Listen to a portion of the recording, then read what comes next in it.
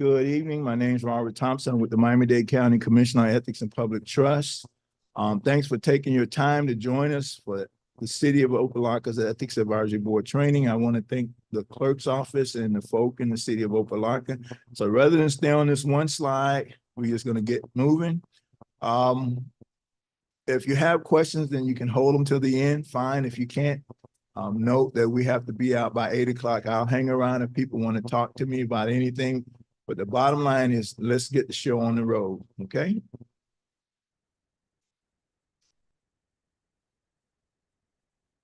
Next slide.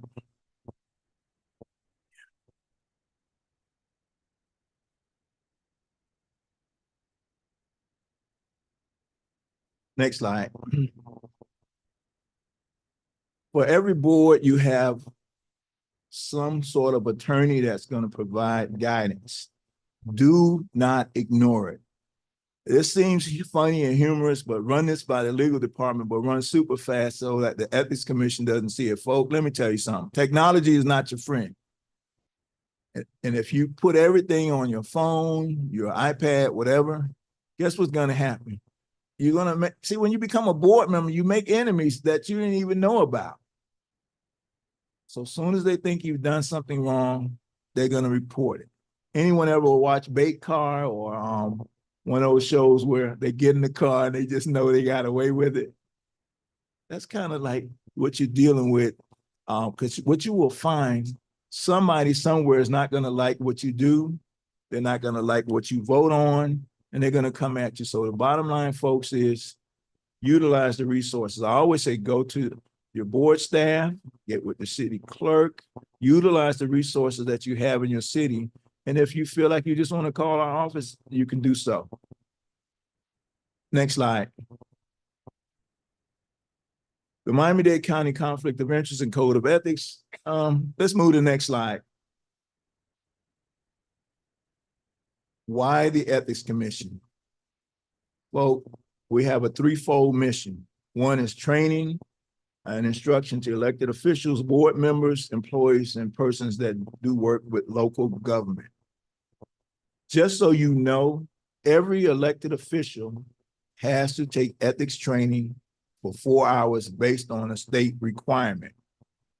Every one of the elected officials that get reelected, unopposed or opposed or whatever the case may be, they have to take a mandatory 2-hour training session from the Commission on Ethics and Public Trust. And by the way, folks, if any of you want to copy this, feel free to ask Madam Clerk, which I'm going to just put it on her so she can send you a copy, okay? Secondly, Mr. Thompson, this is all hypothetical. Say I want to go and do business with an organization that deals with my board.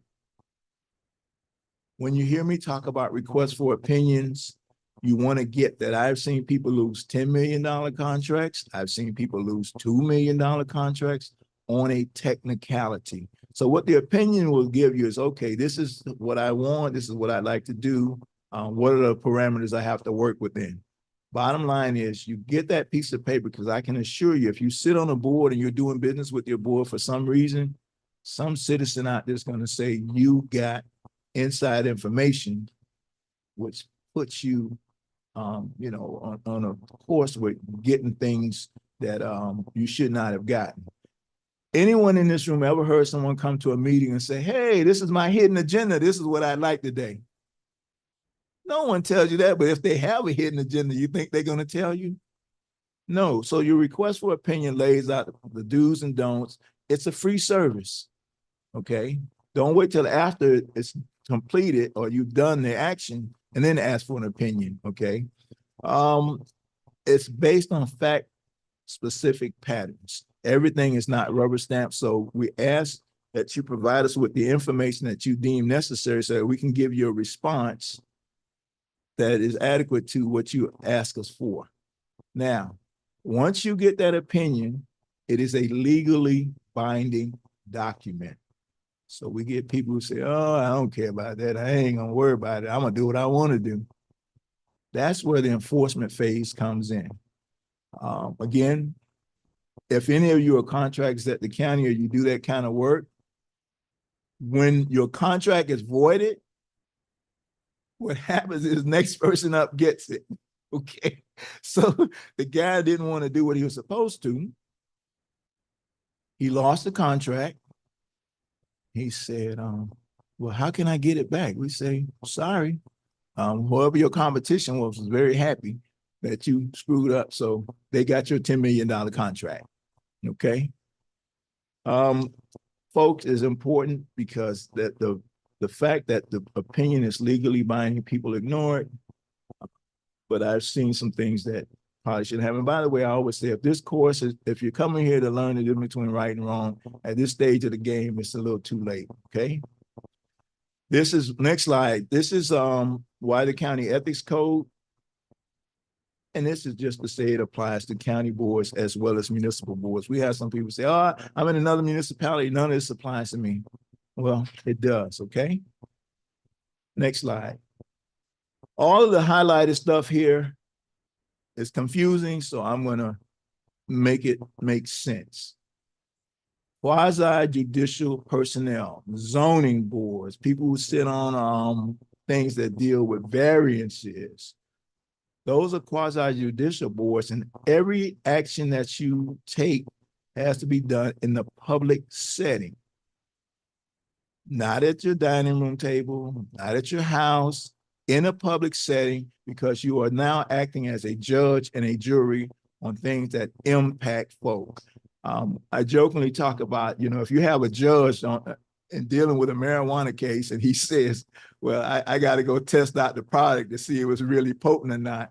And he's doing that while you're defendant and you're the prosecutor and you have a case against that person, you got a problem. So basically you're the judge and the jury in this scenario. Everything has to be done in a public setting. Now, what's going to happen? Citizens out there are going to come and approach you and they want to talk to you. None says you don't have to listen or you can't listen, but what you don't want to do is make any promises to them. And keep in mind, quasi-judicial means judge and jury. Most of the boards, you're basically making recommendations to your commissioners. Well, as you make recommendations, be advised they do not have to accept your recommendations. So you put a lot of work in. Sometimes people get, bent out of shape about it, but they don't always have to accept them, and sometimes they do. Next slide, please. This is basically telling you what you already know, that you're advisory personnel. There's some myth out there that you're getting free stuff when you sit on the board. I don't, anyone in here, I don't think so. The only thing you get, and we'll get to gifts because it'll make a difference. Next slide, please. These are some of the things we say, ask before you act. Imagine you are a board member and people have selective listening. You ever notice you tell them one thing, but you must do A, B, and C? And then they do A, but they forget B and C. Or we get the people who call us on the hotline. 2 weeks later, they want to know why they have not received a response. Hotline calls are anonymous. You don't leave your name and your number. So the bottom line is just, make sure that you're paying attention. Staff has a major role in making sure things work. You want to send emails to other board members and don't go down a slippery slope. Here's the issue. What time is the meeting? Where's the location? When you start to venture out about agenda items, slippery slope, and it can cause you some problems with sunshine law, okay? Next slide. One of the things that people do, we do not have ethics police and the ethics police cars where we go around looking at people and trying to arrest you for ethics violations. The problem with the process is perception becomes reality in the minds of the citizen, okay? Doesn't mean that it's true. Doesn't mean that if they file a complaint against you that it's legitimate. We do have a provision in our code that if people are filing frivolous complaints against you, we will go after them for filing those frivolous complaints. And not only that, they can also be looked at by you in a civil court, okay? What people don't know that the state attorney's office has concurrent jurisdiction in the ordinance with us. So if it's a criminal scenario, we send it to the state attorney's office and they take care of it, okay? So no ethics police, no ethics jail. We don't ride around saying, hey, you created an appearance of impropriety, so we're going to arrest you. None of that happens. But you get the citizen out there that says everything you do as a board member, oh my God, they did something. They looked at each other wrong, and then they want to file a complaint. So bottom line, state attorney's office does have concurrent jurisdiction. Next slide, please. How many of you have been on boards as of last year? Okay. Financial disclosure. Some of your boards may have to file them, some of them may not. I would suggest you speak to board staff and Madam Clerk. She's going to be tired of me by the end of the night because I'll be saying Madam Clerk a lot. But the bottom line is you have a requirement if you have to file financial disclosure. Folks, each board may have a different requirement. Most of the form, the source of income statement, excuse me, is the one that most boards file. I want to say this very clearly. There's a youth committee in here, and at the county, I just want to make sure you know that the county's youth committee does not have to file financial disclosure, okay? I will get with the clerk and make sure we get that information to you so people won't be asking you about that. Bottom line, if you have a requirement to file that financial disclosure, do so. I said I would give you theory and then I would give you reality. One gentleman was on the planning and zoning board for 2 years. They told him file his forms. He told the clerk and everybody else where to go. And he got a fine from the state for $2,500. And he appealed it. And they sent him the paperwork and he sent it back late. And then he called Help Me Howard and said, they're harassing me. So the state listened to Help Me Howard and they said, listen, we like what the gentleman is doing. We like the planning and zoning issues that he's resolved. And we're going to assist him. We want our money and we're going to set up a payment plan. And that's what he ended up having to do. Make sure you pay attention to what forms you have to fill out. And if you're on more than one board, whether it be with the city of Opa-locka or the county, get that form to the board staff. So, because I do most of the training anyway. So if your board at the county says you have to do it, you've already taken it and you will get credit. And you want to make sure that financial disclosure form is there. Next slide, please. Let's go right on to the next one. I'm not going to do this. Hey, anyone here on state boards? Okay, that tells me no. So I'm going to move the source of income statement. This is the form that they normally would ask most board members to fill out, okay? It's a simple form, tells you all the information, it gives you something on the back, whether you're public health trust, county, or municipality. Same thing, list all sources of income, but not the dollar amount. And last but not least, when you get a contract, move forward to the source of income statement. I'm so used to being by myself. You're like, okay, keep it rolling until you get the source of income statement. Like, what is he talking about? Okay, this is the source of income statement, okay, folks? And just go all the way down to the bottom where it says must be signed. Well, so sir, just keep going till it gets to must be signed. Very bottom. One more time. Okay, stay there. Please sign the form. If you don't, you're not in compliance, okay? Keep that in mind. It is not the clerk's responsibility to fill out your form. It is not the clerk's responsibility to make corrections to your form. Make sure that you do due diligence when filling out the form because if you don't fill it out correctly, when that fine comes, it ain't going to the clerk. Okay. It's going to you. Okay. And a lot of time, keep in mind, the clerk's job is ministerial in nature. They accept the form, they put it in or do what they have to do. Next slide, please. Next slide. Gifts. There are only two gifts you get when you sit on a board. Anyone want to guess? I can save you the headache. You don't even get thank you. The two gifts you get are frustration and aggravation. Because you always have that citizen who shows up and their whole function is to antagonize you. And when you say, why don't you join us and help resolve the issue? I can't do that. I'm too busy. I don't have time for that. Don't accept any gifts, folks. I'm telling you, as soon as you do, and the phrase I'm going to use a lot during this segment is no quid pro quo. I don't care how you slice it, how I spin it. Oh, I'm going to give you this little gift and don't worry about it. You know, it's okay. Don't take it, because if you do, when they call you up and say, hey, I gave you a gift and I need you to do this for me, and you say no, I can assure you they're going to file a complaint. Next slide, please.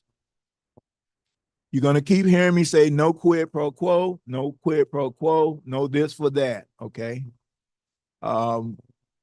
It's amazing. If you have a friend you haven't heard from in 10, 15 years and you happen to be on a board that makes all the difference in the world, all of a sudden, how you doing? Let's go for lunch. I'll meet you at Houston's. And before, they couldn't get past Chili's or whatever, but all of a sudden they want to take you to Houston. I'll send a car for you. Bottom line, folks, the hair should go on up on the back of your head, and you should be thinking about that. In other words, they cannot accept gift, and you don't want it because, again, no quid pro quo. So next slide. These are the 4 basic rules to follow. What a lot of people don't realize, if you solicit a gift or you attempt to solicit one, whether you get it or not, you already have a problem.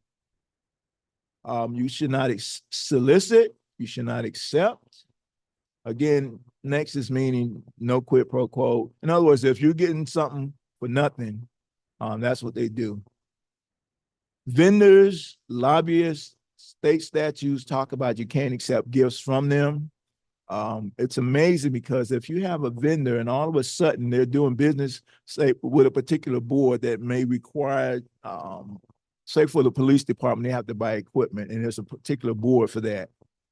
And that vendor is doing all the great things and the police department's happy. When that contract expires and it doesn't get renewed, what do you think is going to happen? They're going to lose it. Well, we did this, we did that. Those are the types of certain parties. In other words, lobbyists, vendors. So, and each organization is a little different. Now, this last one, I see the puzzle look on folks' faces. We're not talking about birthday gifts and stuff from friends and families, and that's something you're gonna deal with. But we are talking about where someone had a friend that was in the construction business, and they built them a house at no cost, and they said, "Well, we're friends, so." That's why we did that. And not only that, that particular person sat on the dais and approved contracts for that particular vendor. That's what we're looking at. So just be careful. No quid pro quo. Next slide, please. Human beings are not always the smartest. Gentleman was given a bag in a warehouse parking lot. $10,000 was in the bag. And someone was trying to bribe him. Most people would take the bag and walk off. No, he took the bag, opened it up and says, oh, I got to give this person $2,000. I got to give another person $2,000. I had to bribe them to get their votes. He thought that the parking lot did not have cameras, and because it was an empty warehouse, they recorded everything. Everything, and he was removed from office. This was an elected official, by the way. In other words, I'm not worried about board members because here's what happens. If the city of Opa-locka wants you to go and represent them somewhere or there's some process, they will find a way to get you there. But the bottom line is there are exceptions, okay? and this is where it gets a little sticky. Gifts from relatives or household members. We're not worried about that.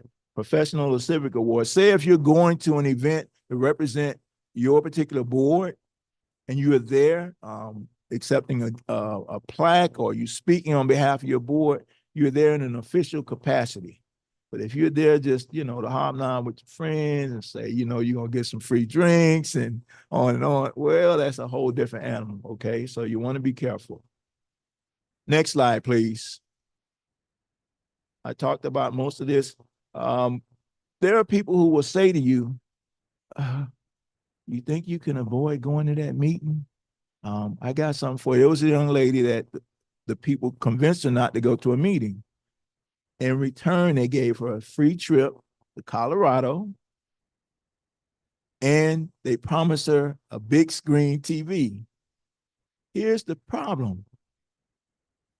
She got the free trip to Colorado, but she didn't get her big screen TV. So when she didn't get her TV, she told on them. And then she found out some of the things that they had said to her about her vote moving forward were untrue. They had left out some real serious information, and she voted no. And the rest was like a domino effect. Matter of fact, the other gentleman that got in trouble, he promised a developer he would vote yes if the developer would give him $1 million home. A year into the home, he goes home and says to his wife, we have to move. She says, what are you talking about? Speak up. We have to move. We can't stay in this house.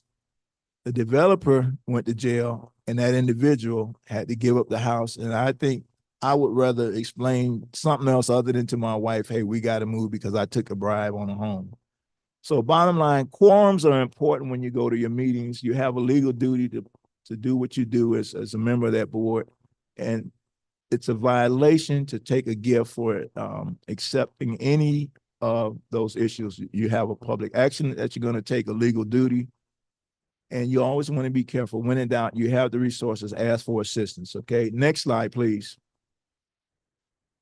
I use this because the county now has what we call an Elderly Affairs Advisory Board. It was created because contractors, scrupulous contractors, were going around saying we could paint your house, do your roof, and underneath that contract was a quit claim deed. Now, if you don't know what a quit claim deed is, that's how you sign your home over to somebody without knowing you did so. And about 2 years ago, the state attorney's office caught up with them, and these guys are paying the price. Next slide, please. When you hear me talk about gift disclosure, since you're not going to accept any gifts, you don't have to worry. But this is what happens. Say someone gives you a gift, and this is what people do. If you go and you go in an official capacity, some people say, let's just disclose it because I don't want somebody else disclosing it on my behalf. So say it hypothetically, I got a gift today. I have until June 30th to file that gift disclosure form. I've seen it where 1 July, the person who doesn't like you will file a complaint with our office about your failure to file that form. And what we have done in the past, if it's a first time or someone, we call them up, we say, listen, file the form. Moving forward, don't forget if you accept the gift, and that's how we deal with it. But if it's a repeat offender, it's a whole different planet, okay? Next slide. We love to give gifts. We love to deal with folks in terms of gifts. At the county, finance and the property appraiser's office cannot even accept a pastelito or a cup of coffee. Nothing. And that came about because somebody in one of those offices they were getting information and passing it on to their friends at the cost of $10,000 per shot. At the courthouse, there was a gentleman who was responsible for putting liens and properties that had foreclosures on them in the system. He had 96 hours to do so. And he was selling those for $10,000 to his friends. Fortunately, but unfortunately for him, he sold it to a member of the Office of the Inspector General's investigative team, and they arrested him. So Any questions that you may have about accepting gifts, please reach out and get the answers up front. Because I'm telling you, as soon as you accept the gift and you provide some kind of quid pro quo for someone, your name's going to spread like wildfire. Oh, if you want something done, get a hold of this person. They'll take care of you. Next slide, please. I know this stuff is boring. I'm not going to play any of the games I usually play. I only have 2 games that I play in case you get sleepy. One is called Stand Up and Slap Somebody, but you have to take directions from me. Don't get up and just start slapping people because you feel like it. And the other one is the hokey pokey, okay? So exploitation of official position, I used to say, does not happen in Miami-Dade County. So I just skip over this section. But that's like saying there's no such thing as road rage. Next slide, please. You can help and assist folk as much as you want, but you have a website, you have offices that can help folk get it done. At the county, there's community councils because you live in an unincorporated area, and one of the ladies was looking for a variance. The gentleman sitting on the community council was an architect, and he helped her fill out her plans. Told her, don't worry about it. When you get before the community council, it's going to pass. And in her desire to assist him and thank him, she gave him $500. Fast forward to the actual meeting. They denied her claim, her proposal. And she stood up and said, that's the gentleman that helped me fill it out and told me it would pass, and I gave him $500. And she was furious. So be careful. You have all these scenarios that they can go to. And there's nothing wrong with saying, hey, go to the website or reach out to this person or this department so that you don't find yourself in a process. And I always talk about selective listening. You know, it's like the kids, they know mom said no and dad's on the couch half asleep. Daddy, can I have the car? I got smart early on. I said, what your mama say? And if your mama said no and you really came and asked me, oh, it was a double whammy. But the bottom line is send them to the right sources. You know, you can tell them where to find the form, but you don't want to assist them in terms of filling the form out. Next slide. These are some examples. Using employees, board members, a lot of this is not something you do. So I'll just take you through some of it because I think when I do the employee training, there was a lady that worked in Tallahassee. She was on a particular board and they had a major hurricane in Georgia. She sent a crew to Georgia to clean up her property. And one crew member asked the question, why are we going to Georgia to clean up hurricane damage? Needless to say, she had to pay the cost for that crew going to do that, and she immediately resigned her position.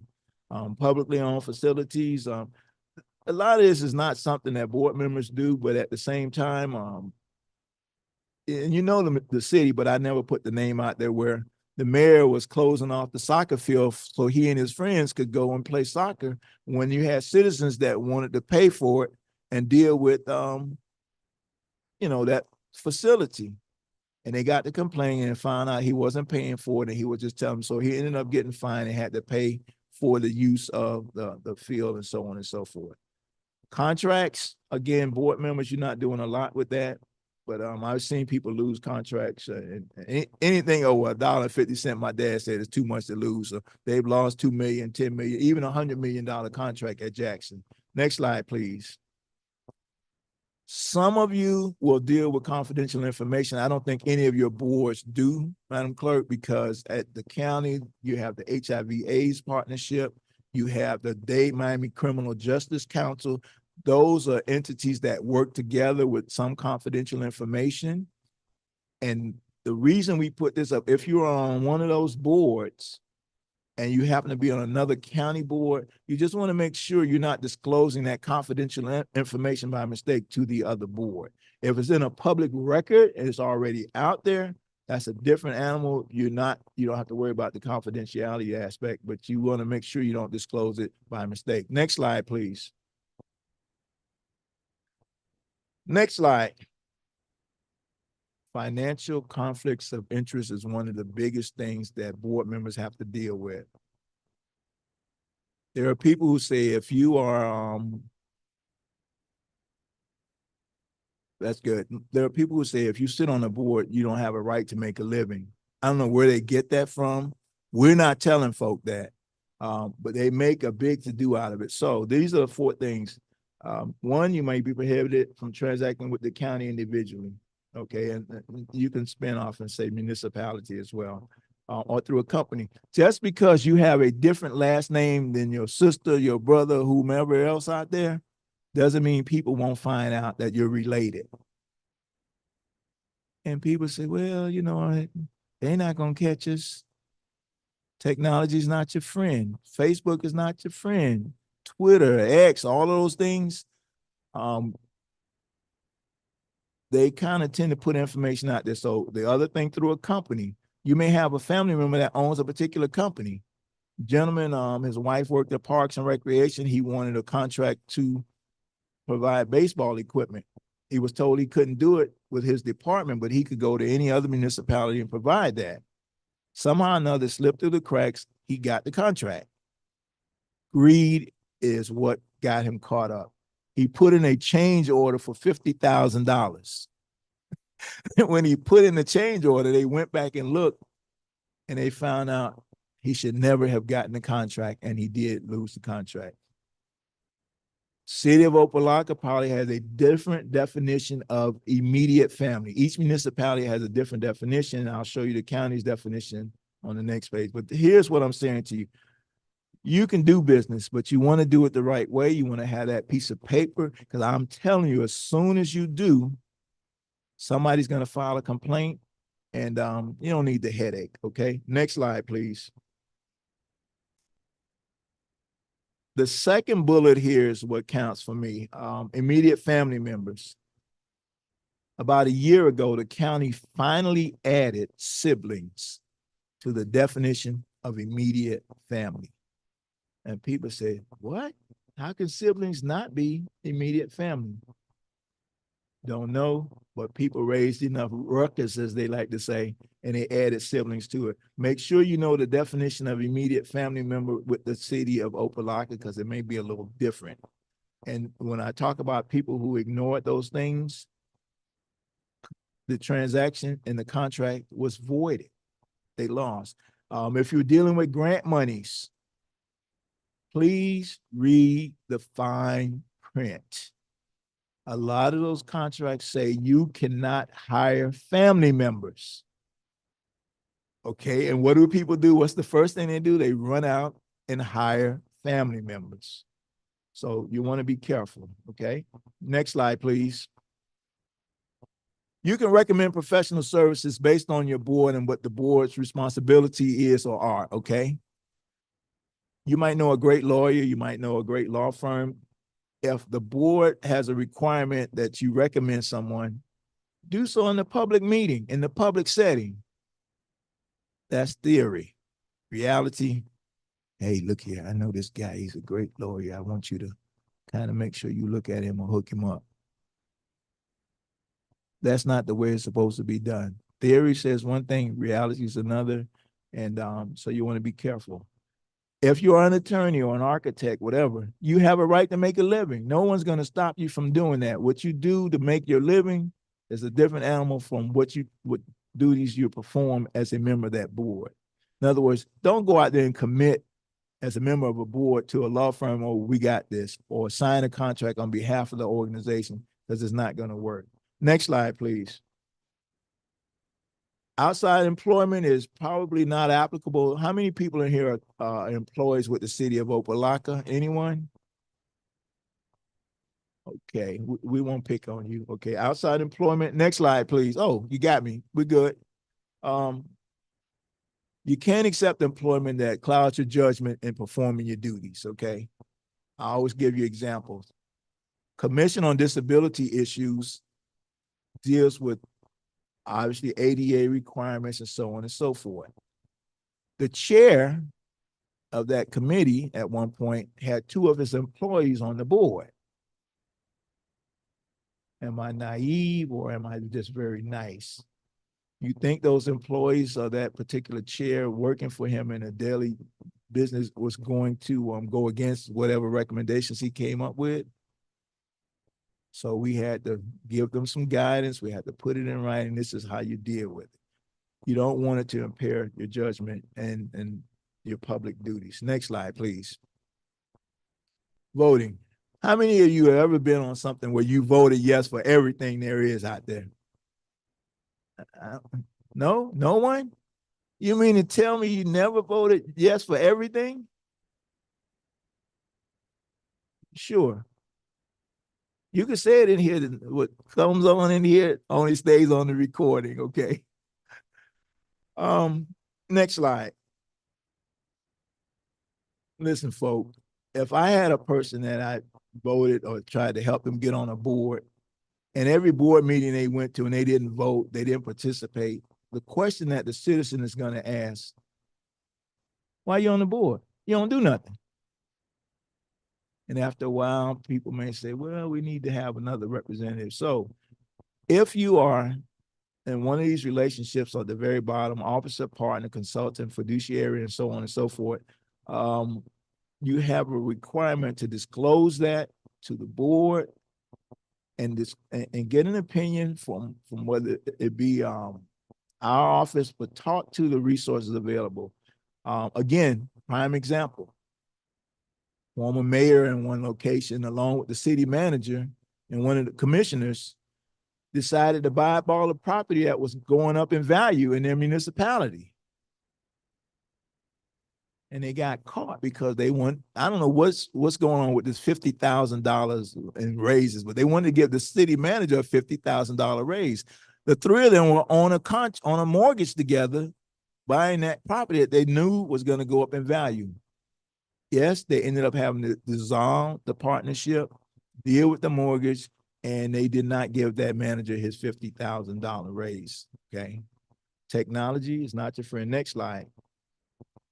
So if I have a problem and I think I have a voting conflict, that's what the Ethics Commission determines. If you ask the average citizen, they're going to say everything is a conflict. Your car blue, that's a conflict. Your car is red, that's a conflict. You ate your hamburger with cheese on it, that's a conflict. Everything is a conflict. So once you publicly announce your conflict, or you've reached out to us and we tell you it is, leave the room. Why do we tell you leave the room? Again, another municipality. How many of you watch scenarios where you can tell there's a 10 or 15-second delay in a response? Case in point, they asked the gentleman on the dais a question, and there was a person sitting 2 seats down from another individual in the audience, and they were typing the answer to that gentleman. And then he would get the answer and respond back to the citizen. And after 2 or 3 times of that happening, the citizen stood up and said, I want to see what you're doing. If that's about board business and the agenda item that we're discussing, it is a public record. And when he did that, that's exactly what was going on. He was typing the answers to that person, and he was the one that was trying to get that particular contract. So he was telling them what to say in so many words. When he say to you, leave the room, and then there's a State Form 8 Bravo that you can get from the board staff or the clerk's office and fill that out. Next slide, please. Remember I asked that question about how many of you have always voted yes for everything and no one put their hand up? There's probably a reason for that. You didn't like it. You didn't want to vote. Listen, if you don't like something, you can always put on the record your objection, so that if anything comes up down the road, you stated, hey, this is what I object to. You put it on the record, and you can vote no, but you must vote yes or no unless you have a conflict, okay?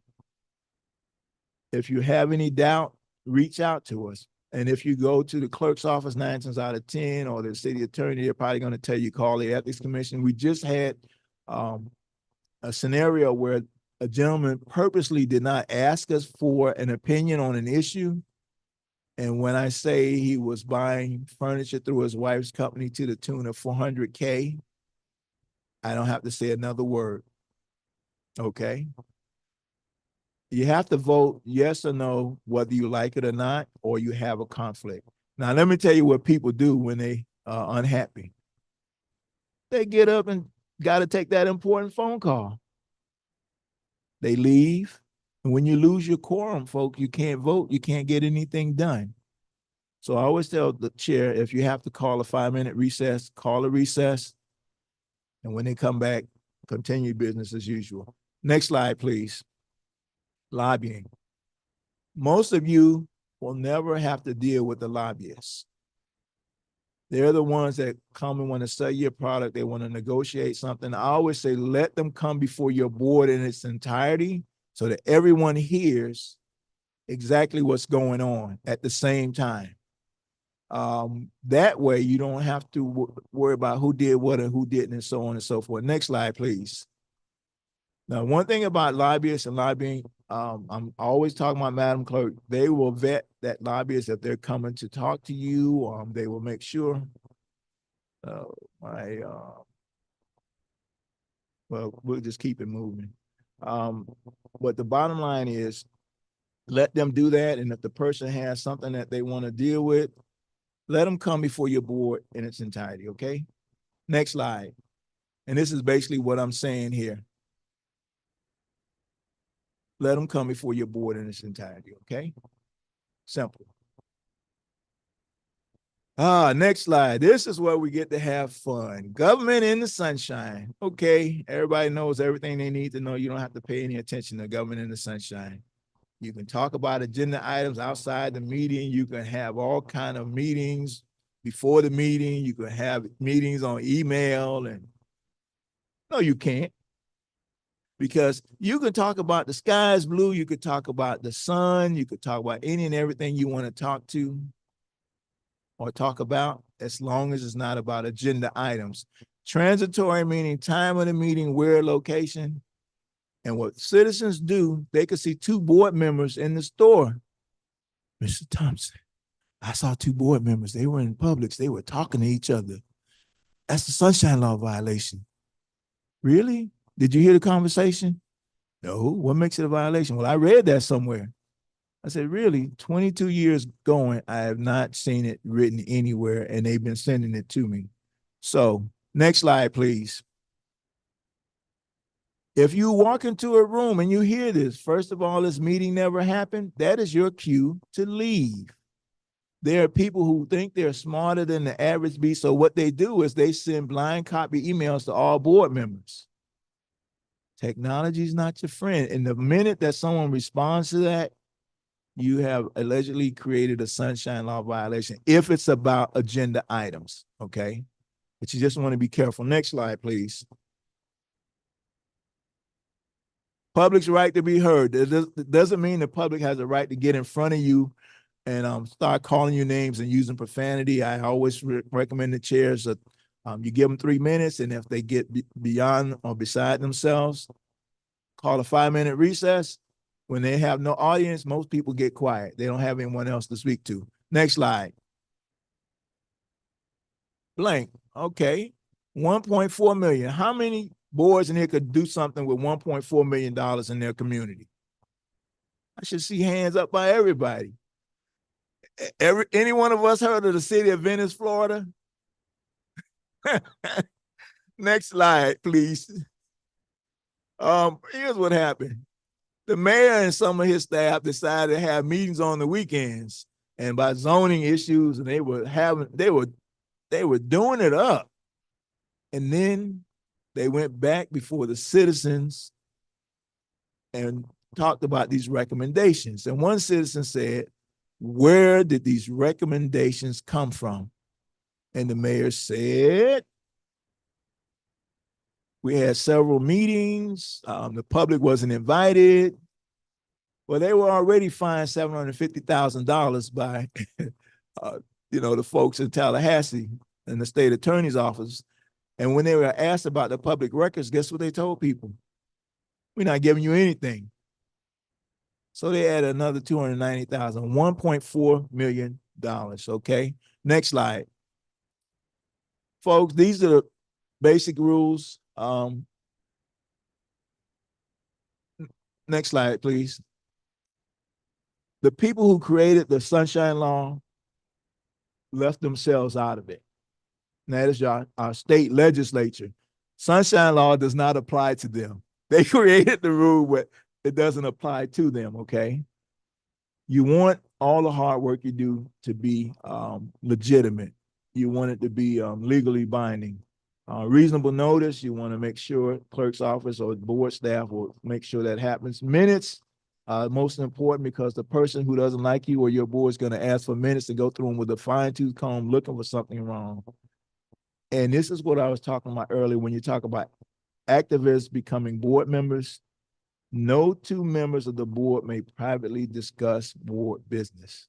Sometimes you want to have that cup of coffee with your friend and you say, I was at the meeting, you know, they got on my nerves with such and such and such. No one's ever going to hear the conversation. And you can have conversation about a lot of things. Stay away from the agenda items. And if you're quasi-judicial, it's even more important. So it's very important that you pay attention. Next slide. Per se meetings. A lot of people say, well, we only meet once a month. We can't do anything once a month. We need to have more meetings. You can always sunshine it, have it sunshine, and then have the meetings. Now, at the county, a lot of the BCC members, they want to have a discussion and talk about things. They sunshine it and they show up and they have the meeting. None of the public even shows up, but they covered themselves by doing it the right way. Okay, next slide. So I don't like Miss Flores, and I'm having a public meet.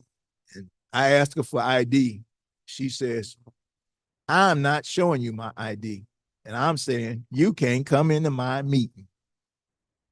We got a problem. It is a public meeting. And this happened with Jackson Health Systems. Gentleman wanted to go to the meeting. He wouldn't show us ID. They told him he couldn't come in. And he called us. We called him and say, listen, it is a public meeting. You cannot deny anyone access to a public meeting just because they don't want to show you their ID. Well, it's in a restricted area. Hello, move it out of the restricted area, but you cannot deny that person access. And what's going to happen? He's going to file a lawsuit against you. They moved the meeting and they allowed the gentleman to attend the meeting. Next slide. This one, I like to take a little more time on it. And one-way, two-way, and liaison communications. Two-way communications between any two or more members of a board are always prohibited. You're like, well, we can't talk to each other. Why is it prohibited? When we're talking about agenda items, keep that in mind. It includes oral, written, and electronic communications. You always find someone that thinks they're smarter than what the rules are. So bottom line is, make sure if you have any doubt, talk with the folk and your resources. Number two here, when you see it prohibits one-way oral communications between board members, where one party speaks and the second party does not respond. Example, gentleman in Tallahassee was having a meeting. He said, okay, board members, I want everybody to go on the far end of the hallway. I'm going to talk really loud, but don't respond. And the courts had warned him 2 or 3 times. He did end up paying a fine and he did end up going to jail.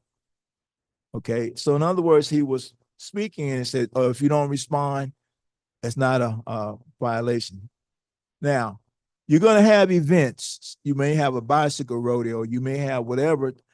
And what happens is you can have one-way electronic or written communications. Here's the catch-22.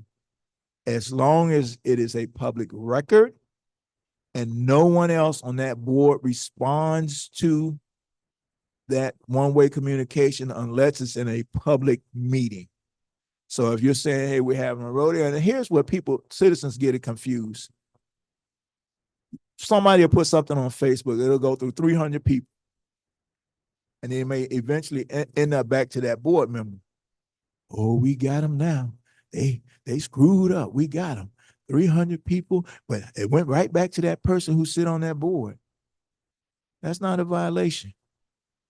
If you start having that conversation with the two of you without those folk in between, then you got an issue. Bottom line, public meeting is kept at a public record, and they do this a lot with contracts and lobbying and procurement. because when those changes are made, everyone that's interested in that particular contract needs to know what is being said or what's being written. And so it must be kept as a public record where they have access to it. Now, this last one,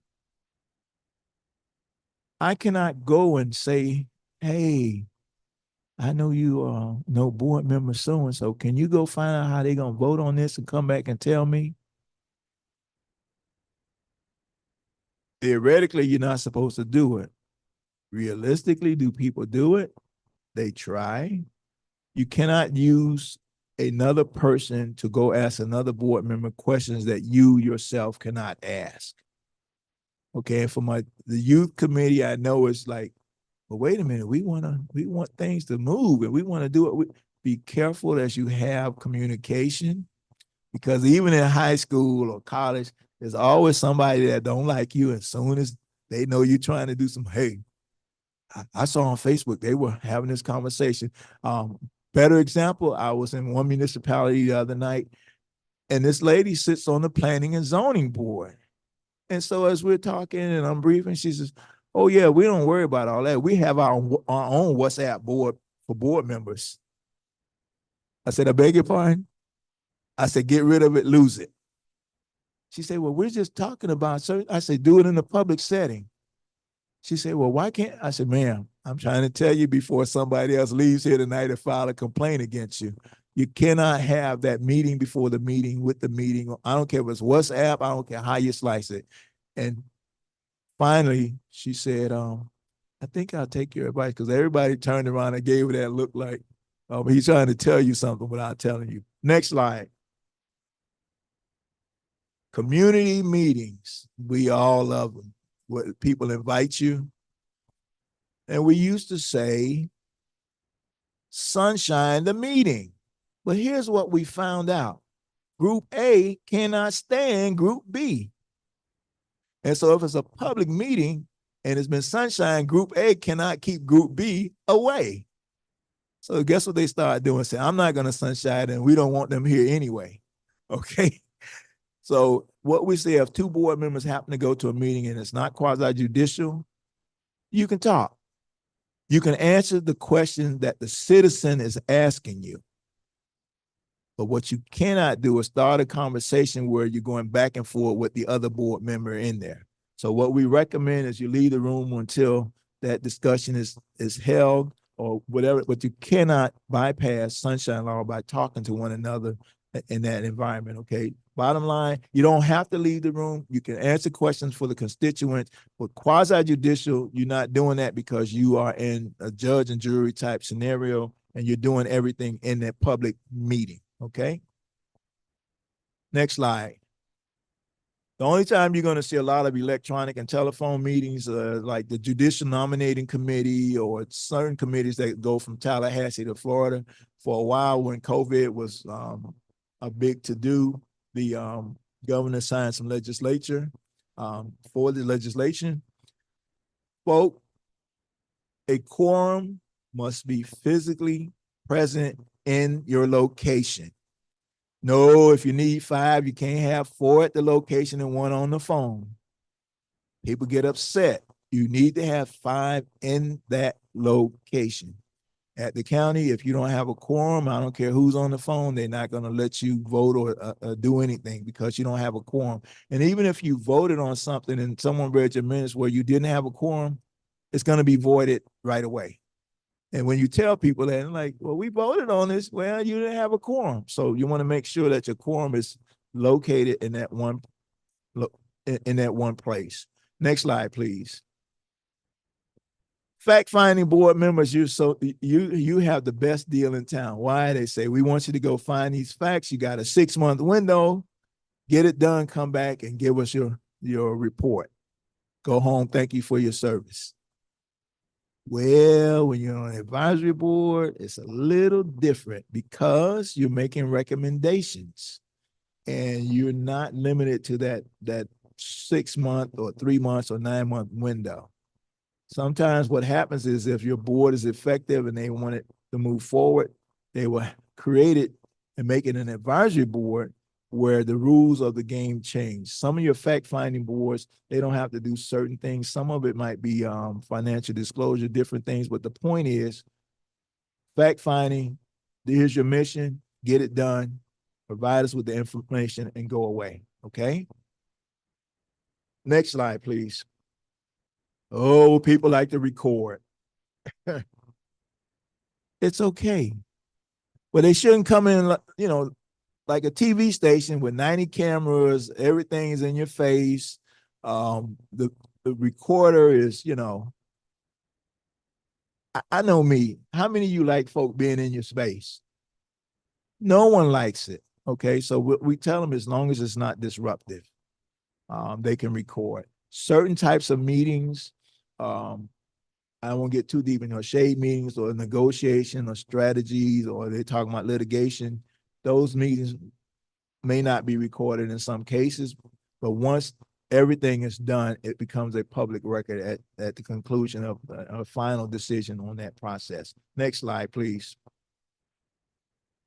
So I'm having a meeting and I'm the chair. And I said, okay, folks, meeting adjourned. What is everyone going to do? They're going to get them. And then I say, now let's elect our officers, our board officers. We got a problem. Why? The meeting's been adjourned. And the person that was the chair, he said, oh, I only adjourned that part of the meeting. I didn't adjourn the whole meeting. I said, well, what did those people do when you said meeting adjourned? He said, they left. I said, so you need to reopen your meeting, have your vote for your officers, and then re-adjourn your meeting. And that's what they did. And they were able to cure that violation. Here's the problem. If you have 2 years worth of violation, you must go back through that process for the 2-year window. You cannot clear up a 2-year set of violations in 5 minutes. I don't know anyone who wants to give up 2 years of their life to go back through that same process, but that is why it's important to do what you do the right way moving forward, okay? Next slide, please. Yep, people go to jail and pay monies and so on and so forth. Not very often, but they do. Next slide, please. Florida Public Records. If you are asked by a citizen or anyone out there as a board member for a public record, please do not say no. Refer them to board staff. Madam Clerk, I know you're tired of me, but let them talk with the clerks. Now, I want to make something very clear. If you're getting snail mail, emails, texts, get them off your phone. Send them to board staff and let them tuck it away. Here's the other thing. If you don't do that and that public records request comes up and you still have the information in your possession, because a lot of people think the clerk has everything. They don't have everything. But if you don't do due diligence and send it to your board staff, you're going to be responsible for providing that information to your board staff so that they can deal with that public record request. Okay, next slide, please. Let us never forget that the public's desire for transparency has to be balanced by our need for concealment. There's nothing in the statute that says if it's embarrassing, you could take it out. I say to people, if you don't want anyone else to read it, look at it, talk about it, don't write it. There are people at the county that have lost their jobs. They said, well, I'm going to hit so-and-so with a bat upside their head when they walk out of work tonight, and they just wanted to send the email to a one friend, and they hit all staff. And then they decided they were going to do a recall. Well, folk, once it's open, ain't no recalling, okay? Next slide, please. These are some of the public records, and this is what, you know, we talk about: documents, papers, letters, maps, so on and so forth. Now, if you yourself, I can't pick on Ms. Flores all night, but I could pick on me. So Mr. Thompson shows up on time. He takes great notes. And then here comes Ms. Flores, late to the meeting. Mr. Thompson, can I see your notes? No, you can't see my notes. And everybody in there like, why is he acting so crazy? She just want to see his notes. My notes are my notes, and they are not a public record. But when I take my notes and I show them to Ms. Flores, I have now um, perpetuated and communicated knowledge, which makes it a public record. So I tell people, get to the meeting on time, take your own notes, okay? Bottom line is, there are some municipalities that do have private entities that do their public records. So we're going to talk about that. Next slide. You always have the person that wants public records for things that haven't taken place or don't exist. I want all the minutes for all the meetings in perpetuity. Excuse me, the meeting hasn't been held. Well, I still want the minutes. Can't have what doesn't exist. Sometimes people will say, I want you to give me all the names that begin with the letter J, that attended whatever kind of training. It doesn't exist. So for staff, you do not have to create what does not exist. And you can send them a nice little, hey, doesn't exist. We don't have that information. You don't have to provide it. If they want to come in and sit down and sort through it, because basically what they're trying to do is get you to do their work and let them sort through it, that's fine. Next slide, please. I'm sure that we've all experienced this, at least from the government side of the fence. 11 o'clock at night, someone calls and they want a public record. 7 o'clock the next morning, they call the mayor's office. I haven't heard back on my public record request. Okay, 11 o'clock at night when no one's there, and 7 o'clock in the morning, and you want to know where your public record is. And I had a guy call me, he started using profanity, and I said, sir, do you know what a dial tone sounds like? He says, yes, what does that mean? I said, well, if you keep screaming, yelling, and using profanity, that's what you're going to get. I cannot help you because I can't understand what you're saying. Well, I said, and if you let me get off the phone, I can get to your public records request a lot quicker. And so we were able to take care of him. But bottom line is reasonable working hours, reasonable time under reasonable conditions. There's only one county department that charges you after 15 minutes if you're looking at records, and that's the elections department. They do that, okay? But come to our office, say, go ahead, sit down, and we let you do what you need to do. Next slide, please. Private device communications, here's the long and short of it. Nobody does it, okay? So the bottom line is get anything that's agenda-driven off your phone, tuck it away, print it, give it to whomever to get it off your phone so you won't be responsible for it. Next slide, please. Exemptions. If anyone comes to you and says, hey, I can tell you how to get out of public records request, I want you to think one simple thing. $1.4 million. 1.4 million. That's a lot of money. There's a lot of programs that money could go into. These are some of the exemptions. There are over 1,000 of them. I decided not to use them on my presentation this evening because I figured no one would pay attention to it anyway. Next slide, please. Here's what happens. The people were going around and say, I want 100 public records. They would get 99 of them. And this happened at the county and some of the smaller municipalities. And what the person would do is get the 99, but the one they didn't get, they would go to the courts and file a complaint.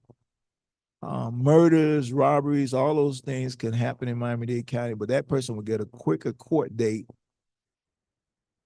because of that one missing public records request. And what was happening, people would settle to the tune of anywhere between $5,000 to $10,000. So what the state came back and said, okay, if you're not getting your public records request in a timely manner, it's based on the amount of information you're looking for, okay? Then you must go to the organization and give them notice that you plan on filing that complaint so that they have time to either correct it or work with the issue. they have to give the agency that notice up front. Okay. Next slide. This is what the state says you can be charged if you personally were going to get public records. So City of Miami, they have a vendor that tucks their public records away. If you wanted public records from them, this is what they could charge you. They cannot pass on the cost from that vendor to you as an individual citizen. They have to eat the cost. So they can't charge you all the money that the vendors, again, charging them. This is what they can charge you. Okay. Next slide. Citizens Bill of Rights.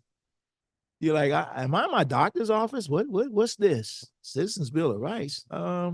Next slide. How many people have ever read the Home Rule Charter? Know anything about it? You know when people read the Home Rule Charter? When it's time to recall an elected official. It's laid out in there. That's the only time people read it, okay? So imagine the gentleman up here with Opa-locka on the front of his jersey. Good guy. Speeding through Opa-locka and the police stop him. They say, driver's license, registration, and insurance. And he hands it to the officer. The officer says, seems to be in order. Here you are, sir. Have a nice day. Now, he stopped him for speeding, but he wasn't able to enforce it because he didn't have the power to issue a ticket. And that's the way the Citizens Bill of Rights was. You could have all these violations, but there's no enforcement mechanism. So that was changed, and we have the authority to enforce those issues. Next slide, please. When people see truthful information from public service, they like, what? No, we're not talking about opinions. Because everybody have one, and I won't tell you what that's like, none of that. But they have, in other words, we had a particular mayor in our office. He did, you laugh because you already know who I'm talking about. And what he did was, he told us one thing in the commission meeting, and then when he went to the courts, he told them the exact opposite. So here's what happened. And this is where the media, this is where I really liked them this one day. He was going to come and pay the $4,000 fine. But the media came one day early that he was coming, and we had no clue. So when they showed up and told us, oh, he's coming to pay his fine and blah, blah, blah, they were all raring to go. And the person that bought all kind of Home Depot buckets with nickels, dimes, pennies, and quarters, and had to bring them up to the office, which we politely declined. He had to take it over to the clerk's office, and then they had to, quote unquote, roll it up, and we got our check for $4,000. So the truthful information is just like if you ask me about something and I tell you, well, I don't know, and then you look in the paper and I have an answer, it could be an issue, but that's what happened. Right to inspect and copy public records. All that we did there was put it on even keel with the state attorney's office. Okay. So it was just to inspect, but not inspect and copy. So it's all in the same scenario. And proper notice of an opportunity to participate in meetings. What happens was there are 34 municipalities, and there are only 2 that make you go through to get to speak before the board. And we're working with them, and they just have their own issues. Next slide, please. Hot topics. Ministerial acts. Ministerial. That's the same thing that we talk about with Madam Clerk. No, she's not going to correct your form, because and even if people say to me, Mr. Thompson, I need you to have this or change this, send me an email with what's there and what's to be corrected. Now, if we can accommodate you, we will.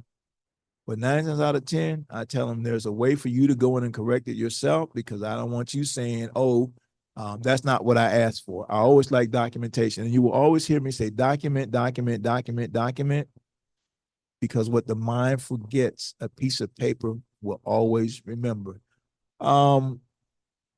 Next slide, please.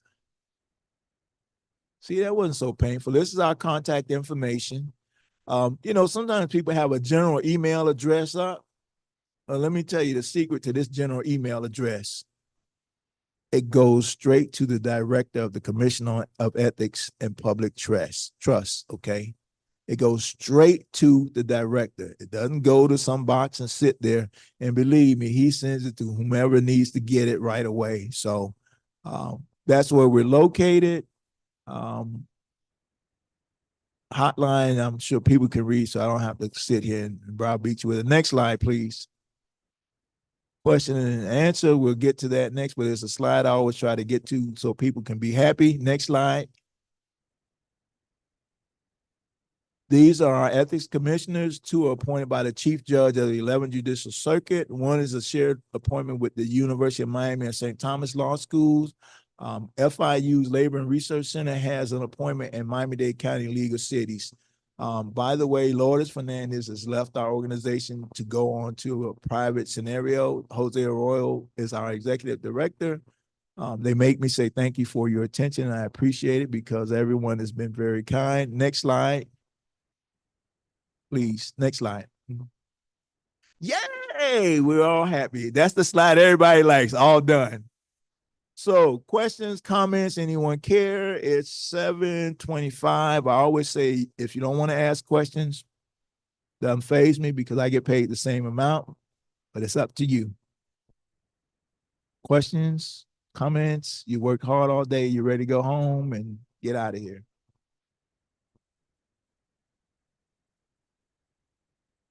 If you're gonna get you can get it from here. Gentlemen, can you go back to that how to contact us slide? That's what you're looking for?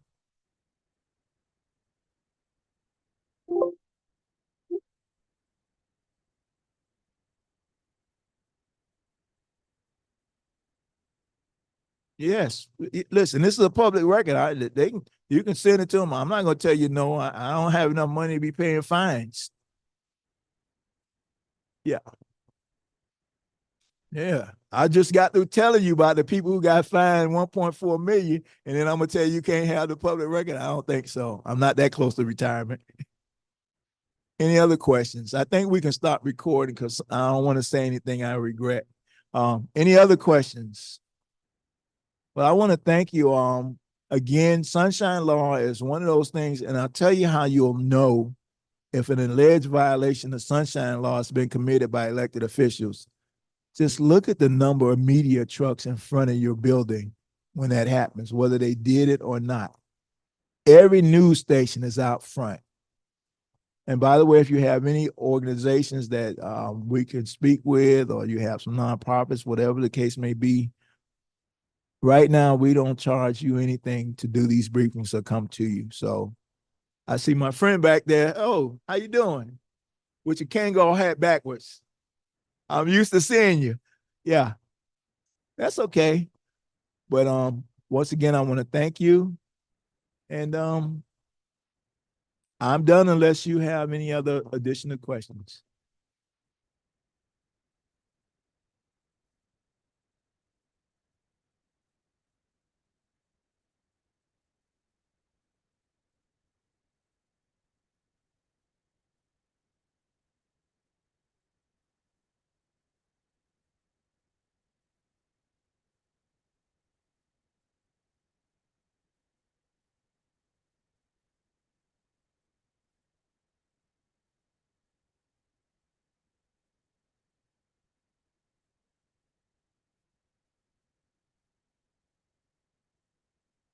Thank you. My friend Joe Mims told me if I didn't come out here and take care of business, he was gonna be on me. So I had to do that.